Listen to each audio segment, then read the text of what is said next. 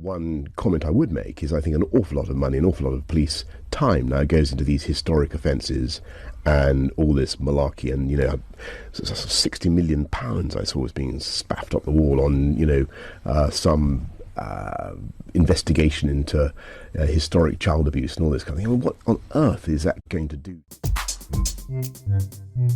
Quiet Riot. Welcome to Quiet Riot Midnight Mass. I'm Alex. And I'm Naomi. Now, Alex, we really haven't done one of these for quite a while, but you wanted to record something before the main episode because so much has happened with Musk and his incoherent ravings. And it has forced, of course, a reaction. Yeah, I wanted us to get some raw thoughts down on this because Thursday will be focused on our guest, as is proper. Yeah. Oh, and also Justin Trudeau resigned today, so not entirely unconnected, I think, to the incoming US administration either, because the whole thing was precipitated by him falling out with his deputy prime minister, finance minister, over whether to do something proactively about incoming tariffs and all that. So all of it is connected. And we're recording this on the 6th of January, that awful anniversary. And God, I didn't even think about that. Yeah, so one of the darkest days in democracy. The 6th of January is just a bad day for liberal democracy, huh? Quiet Riot. So eventually, Starmer was forced into a reaction over Musk. The posts were becoming more and more frequent. They were becoming more and more rabid. Yeah. He had started to target Jess Phillips specifically. And I think that must have been the tipping point, because from what Starmer said, he hinted in his statement that this had an effect, that, Jess Phillips had threats, real life threats. Which we talked about on Sunday school. Of course. It was so obvious this was going to happen. Starmer, I think, made actually a really strong statement. Let's have a listen. Let's have a listen. I enjoy the cut and thrust of politics, the robust debate that we must have. But that's got to be based on facts and truth, not on lies. Not on those who are so desperate for attention that they're prepared to debase themselves and their country. They're not interested in victims. They're interested in themselves. Those who are cheerleading Tommy Robinson, not interested in justice. They're supporting a man who went to prison for nearly collapsing a grooming case, a gang grooming case. And those attacking Jess Phillips, who I'm proud to call a colleague and a friend, not protecting victims. Jess Phillips has done 1,000 times more than they've even dreamt about when it comes to protecting victims of sexual abuse throughout her entire career. We've seen this playbook many times, whipping up of intimidation and threats of violence, hoping that the media will amplify it. Now, Jess Phillips does not need me or anybody else to speak on her behalf. But when the poison of the far right leads to serious threats to Jess Phillips and others, then in my book, a line has been crossed. And what do you make, Alex, of Jess Phillips being the issue that forced him out of the silence of not really wading in on this over the preceding 48, 72 hours of Musk's ever-increasing, crazed ranting on X? Do you think it's right that he's kind of only come out because of wanting to defend her and in light of the threats that she's had? Do you think he should have come out sooner and regardless of that? I don't know. It's really, really difficult, right? Because what we're getting right now, there's now been a statement in the Commons about the sort of abuse scandal and effectively a re-announcement of stuff that was on track to happen anyway. So there was already something in the King's speech about Labour introducing a duty to inform on public servants of every kind. which was one of the central recommendations of every single report that has been on this, and there have been several. There was one in 2013. There was one in 2020. There was one in 2022. There was one in 2024. There was one in 2014. There was one in 2015. Telford, July 2022. Victoria Derbyshire's done a brilliant list of them on her social media. There have been many, many inquiries and public conversations about all of this, spanning well over a decade now. And it's so unfair because there has been nobody more focused on violence against women and girls than Jess Phillips.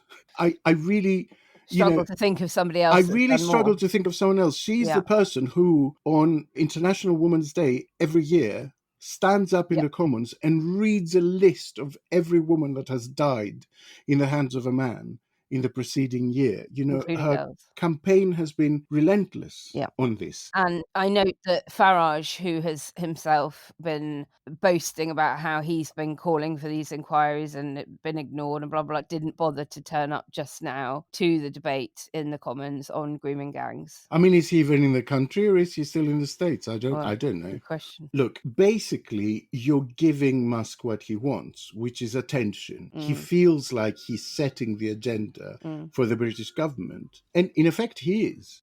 So I can see wisdom in both resisting the urge to give him what he wants, but it reaches a point where you really have no choice. You have no choice. And it's interesting that it looks to me like that has precipitated a kind of tipping point all around Europe, actually. Oh, yeah, that's been great. Yesterday, you had Chancellor Scholz saying the rule is don't feed the trolls. The European Commission has announced that it is monitoring X, and it is monitoring whether it is using its algorithm to push certain things on certain people's feeds that would qualify it as electoral interference. And it will be keeping a very, very close eye to the event Musk has planned with the leader of the German far-right party, because he's got a 1-hour interview with her coming up. And the commission said that they've got basically their tech department keeping an eye on that to see whether the algorithm does anything to try and push this into the path of voters in Germany, because that would basically make it electoral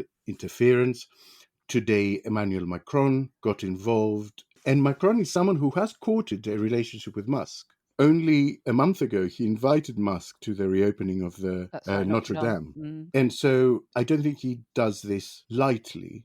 Norway's Prime Minister Jonas Gahr Støre has said that he finds this really worrying, that someone with such resources would try and involve himself so directly in the internal affairs of other countries. That's the quote. It's beginning to get attention at home as well, which I think will wound Musk's pride. So an editorial just published on the New York Times website talking about his strange fixation with trolling Britain. And don't forget his poll. The poll at the top of his X feed, pinned post, is about should we liberate Britain from the tyrannical leadership it's got, and effectively calling for us to change government, have an election, etc. And I mean, I don't. How exactly is he proposing to do that? By the way, well, he isn't like all these people. They don't ever have an actual idea about any of that. No, but it is quite specifically phrased. Who's we? Who is we? Rich people? South Africans? Ed Davey was very good. He said it's time to summon the US ambassador to ask why an incoming US official is suggesting the UK government should be overthrown. And this is my one complaint, actually, Naomi. There's been a complete absence of comment from the White House. Now, I'm sorry. I know you're an outgoing government. I know you've got all kinds of internal struggles and licking your wounds and whatever. But Mr. Biden, you're still the fucking president. You still sit behind that seal in the Oval Office. And this is someone who is effectively an incoming minister. And has Trump said anything recently, or has he maintained he's kind of ignoring Musk on this stuff? Not particularly. He's kind of ignoring Musk on this. Yeah. Although he has sided with him on visas. And the other way in which he's got involved is there had been rumors recently that he was going to water down his plan to impose tariffs on everyone. And he's come out today and said, no, tariffs on everyone So Washington Post reported that aides were aiming to target only critical imports, this idea of strategic tariffs or whatever. Right, okay. And the president called it fake news. Anyway, it sent the markets into a little bit of turmoil. I mean, who knows what he will do? Anyone's guess is as good as anyone else's. But I do think there is a duty on the White House. I agree. This I agree is completely. happening out of their country, and it's targeting friends and allies. So I know you don't have power for long, but while you have it, isn't it your Use it. responsibility to say something? I know, I agree with you completely, and I think the lame duck is never lamer, and it's incredibly depressing, but thank God for the European leaders that have rode in behind Starmer on this position. And I have to say, as somebody who'd been incredibly frustrated by Starmer's lack of intervention on it over the weekend, I did think he was strong today. I thought he was very, very good, and it was great to see it and hear it. Yeah, I mean, I think one thing that UK government could do is move all of its fucking departments and ministries off X. Yep. What are they still doing there? What are official government's accounts still doing on X? Yeah. While the Prime Minister is saying that it's now a site dedicated to disinformation. Agreed completely, Alex. I mean, I feel guilty even retweeting on there, which is pretty much all I do anymore. I kind of read it when I have to, and I post all my original content on Blue Sky. But I mean, as you know, I disagree because I'm still on there because I am basically actively moving people off there every single week, advertising our starter packs. And, and every week I bring a few hundred people across. And I think I appreciate the people who have just closed their account. I'm in a different school of thought. I think if you do have a larger audience and a bit of reach on Twitter, then you can do more damage basically by encouraging people to get off it and attacking the platform from the platform until basically Musk bans me.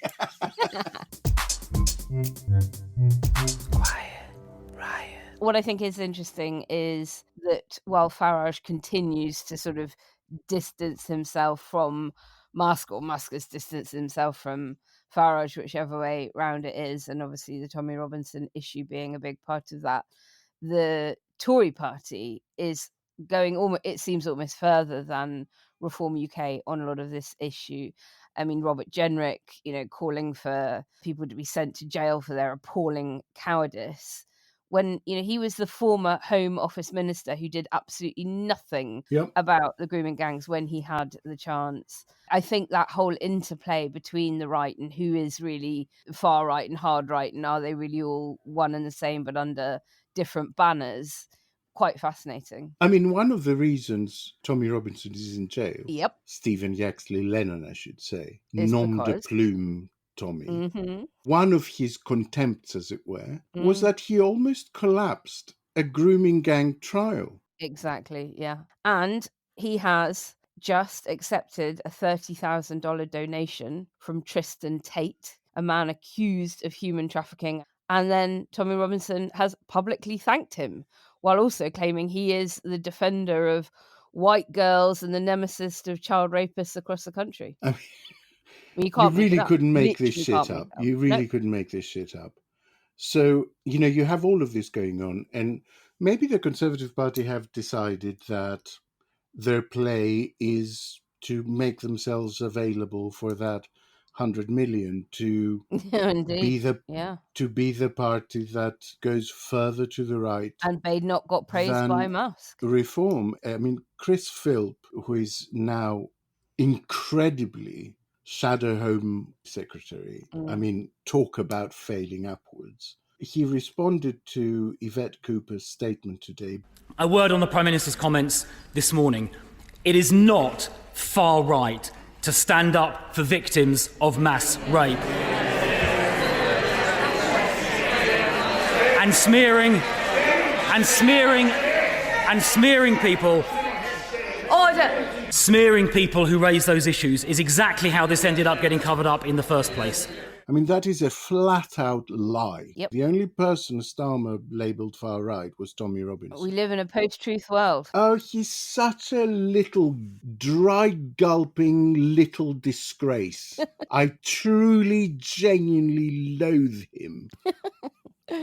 Tell us how you really feel, Alex. Go on. No, seriously, there are few people I hate more than that weasel-faced. Yeah, no, it's all very, very depressing, and of course there is Islamophobia behind a lot of what they're doing and why they're pushing this agenda. Of course there is. Not all of them, but many of them. When we think about the victims, what they predominantly want is for the recommendations to be implemented. Yeah. They want action. And the Labour government is doing that, and it has started to publish the data that is now coming forward. Well, Stephen Bush has got a very good FT article on it that I commend everyone to go and read, and we'll drop a link in the show notes to it. What he's essentially said is that the government has now the Labour government has published the latest data on the ethnicity of victims and perpetrators. That came out in November. And it's the first time that ethnicity data has been published about this specific part of child exploitation. And not because they've changed policy, but because we're only now beginning to see the benefit of the improvements in data collection recommended by Alexis Jay in her independent report in 2022. And it takes time. It's the first time the data has been available effectively. Exactly. And Chris Philps, one of the other things he did is he demanded for the data to be published. I know. Cooper was genuinely baffled. She was like, It was published in November. He's trying to infer, they're suppressing information, and this is kind of two-tier, review of who's doing what, and all this. It's not true. None of it's true. And we need journalists other than dear old Stephen Bush to be calling this out very, very loudly. And I'm afraid Laura Kuenssberg yet again isn't at the forefront of doing that. Oh, I didn't even watch it on Sunday. What was it like? Well, there was none of what we're talking about here, put it that way. Okay. Very little actually shining a light on the truth of what is being published, what is being implemented, what is now being done. So listen, glass half empty, yes, very depressing. Glass half full, there had been a lot of adopting the please don't hurt me position. And I think crossing a line and making European leaders actually come out and say, no, you know what, fuck you. Yeah. I think might actually be a good thing. It might be the point at which things began to change. And it's good to know that the Commission is keeping an eye on X. Absolutely. That they're watching him. I did a very quick Twitter search on Musk's account and Giselle Pellico. And of course, he has not once tweeted about her case and her situation. Anyone could fall into the trap that these people want to defend you. They don't. They don't defend women. They don't defend women and children. They don't give a toss. So last night over dinner, I told my kids about the decision that I'm sharing with you today. I intend to resign as party leader, as prime minister, after the party selects its next leader through a robust, nationwide, competitive process. Now, what do you think about Trudeau stepping down? It was, I guess, widely expected. Yep. He had suggested that he would stay on as leader, even though he would call an election. And he's now stepping down as leader as well and saying basically someone else will do the next election. Which is a poison chalice, presumably, because look at where they are in the polls, and it will be very, very difficult for a new leader to turn things around in a way that will lead to electoral fortune. However, as somebody but if this was personal unpopularity, maybe it will help. I don't know. It can't hurt, and that's what I was getting to. When I think back to the Liberal Democrats in coalition and how unpopular Nick Clegg was and the party was for, propping up austerity, you turning on tuition fees, yada, yada, yada. Throughout, I was saying, you need to get rid of him before the next election because you've got to give somebody another chance to claw things back.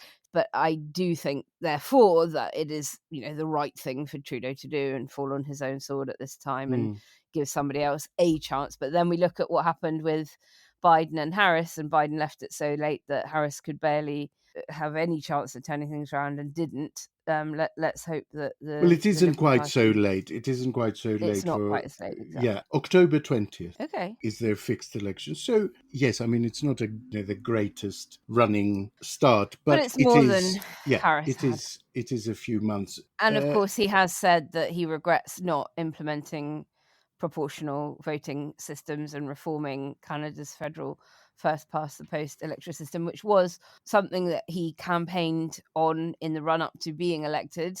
Well, it's not exactly what he said. It's been reported quite strangely. I saw the Guardian Live blog. It was really not saying what he said. What he said was that his biggest regret is not managing to change the electoral system. But his claim is that a change in the electoral system would require cross-party support, and he just couldn't get that at any point during his time. And it's not something that he feels is responsible to just do unilaterally, because then I guess the next party gets in and changes it back. And I have But to then say, how does that square with saying... but how can I tell you that I have seen that happen in Greece in the last decade twice? Like one party came in, changed the electoral system, then another one came in, changed the electoral system, but starting from after the next election. Then someone else got elected and stopped the change from happening. So No, it's bullshit, because look, we have it here. The Tory Party in the last administration changed the electoral system for mayoral elections. Mark Drakeford, when he was leader in Wales, extended proportionate voting in one term in Wales. So what Trudeau said is that people would have been looking for things they have in common instead of trying to polarize and divide Canadians against one another. So to say it would have required cross-party support, but why we needed it is because it would force people to work in a more cross-party plural way. In order to get the thing you want, you're going to have to push through. You're now arguing for the system, with which I have no counter argument, because I agree with you. I think it would be a much, much better system, obviously. I'm just saying that it's not intellectually I know. incoherent to say that a constitutional change of this magnitude requires some cross-party support. So, immediate reaction by Donald Trump. He posted on Truth, "Many people in Canada, capitals, love being the 51st state. The United States can no longer suffer the massive trade deficits and subsidies that Canada needs to stay afloat. Justin Trudeau knew this and resigned. If Canada merged with the US, there would be no tariffs, taxes would go way down, and they would be totally secure from the threat of the Russian and Chinese ships that are constantly surrounding them. Together, what a great nation it would be." Wowzers. So, I mean... So not only do they want to liberate Britain from its tyrannical evil, leaders, tyrannical government, they also would like to absorb Canada as a state. Right. Because that would apparently make them safe from Russia and China, which presumably by extension they are not, merely by being part of NATO. If Russia decided to attack Canada, America would just go, well, you should have joined us when you had the chance. Well, I see that Mike Galsworthy is leading the campaign to try and get them to join the EU. He thinks that Canada should apply for EU membership. Oh my God, that would be so good. Wouldn't we could it? call it Canada Plus Plus. Maybe they could join on the same day as Ukraine and Britain. Wouldn't that be wonderful? Right. So, yeah, this was pretty much just a therapy session, basically. I just wanted to get a few things off my chest, Naomi, and I have actually found this very useful. And thanks to everyone who tuned in. I certainly found it useful from a therapeutic perspective. We hope that it helped you navigate this latest development in right-wing, online, performative, Bat-shittery. Yeah.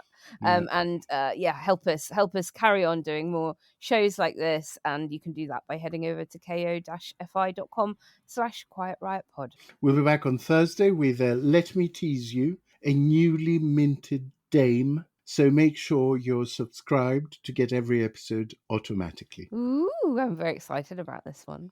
But for now, listeners, wrap up warm and keep fighting unreason with reason. We love you. Night-night.